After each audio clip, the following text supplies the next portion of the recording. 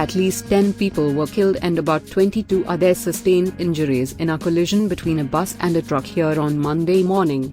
The accident took place on National Highway 11 near Sridangagah in Bikaner district. Police said 9 bodies have been brought to the PBM hospital here till now and the injured have been admitted for treatment. The bus belonged to Rajasthan Lok Parivahan Bus Su'a. Police said the rescue operation is still underway.